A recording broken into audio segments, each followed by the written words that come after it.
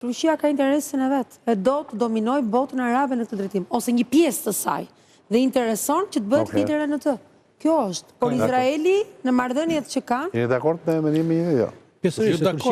Turqia ka një interes më të sigurisë kombëtare shumë të madh me çështën kurde. Kurdët. Po. Çështja kurde, bile Turqia hyri në luftë edhe kur ishte kriza në Siri, që atje kishte edhe forca ruse. Sa kurd ka në Siri? Ka shumë? Duhet të ketë bëhet fjalë për shumë, nuk bëhet fjalë që... Po kurdët a janë dhe në Irak, apo jo? Po, Irak, Iran, Siri, Turqi. Dhe nëse këtu kanë marrë një farë statusi, bile ata kontrollojnë 1/3 e Sirisë. Kurdët, me mbështetjen edhe të Shtetit Bashkuar të Amerikës, aq sa kanë atë mbështetje, kontrollojnë 1/3 e Sirisë dhe problemi i madh me ta është sepse ata menaxhojnë burgjet ku janë gjithë ata të ISIS-it të burgjet dhe kampet.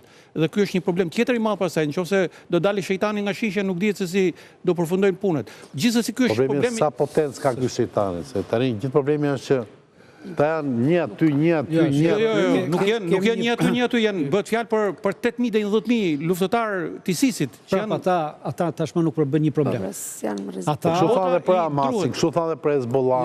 Ata nuk bën problem. Shpërndarja e tyre nga shumë kombe, bota i druhet atyre. Qeveria e re siriane.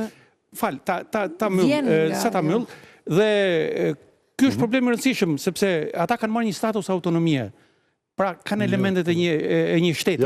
Kurdët në Siri, jo. Kanë autonomin de facto, le them. Kanë de facto, nuk e kanë, po e kanë de facto. Të veçpallur kanë ata dhe kësaj druhet shumë Turqia. Sepse kjo mund të bëhet pastaj shtek për që të grupohen në një shtet mund të kërkojnë që dhe kurdët e... Atëherë, mjafton që Turqia t'i kërkojnë ndihmë Izraelit që t'ia shpatallojë kurdët edhe... Jo, Izraeli në këtë rast mund të kërkojë bashkëpunim me kurdët e Turqisë. Kemi një problem, se turqët e shohin në dy mënyra. Ky është rasti tipik që ta shkëllim. Ka kaq shumë informacion që... Jo, në drejtim të kurdëve, turqit përdorin dy peshore. Po? Te kurdët e Sirisë i shohin si problematik dhe rrezik kombëtar. Te kurdët e Irakut nuk i shohin si problem, rrezik as për çështje sigurisë kombëtare, biles me kurdët e Irakut kanë shumë marrëveshje për ndërtimin e me bazarin si ka një tubacioni të gazit dhe të naftës me ta. Kurse me kurdët e Sirisë i shohin si problematik. Për arsye se kurdët e Sirisë kanë ndihmuar turqit, pra Turqia. Dhe pse i shef edhe për një arsye tjetër, sepse gjatë gjithë kohës kurdët e Sirisë kanë qenë të ndihmuar nga Shteti Bashkuar të Amerikës, por në terren kanë qenë të ndihmuar nga Izraeli. Janë instruktorët izraelit ata që kanë servitur forcat e FSD-s që quhen në Siri.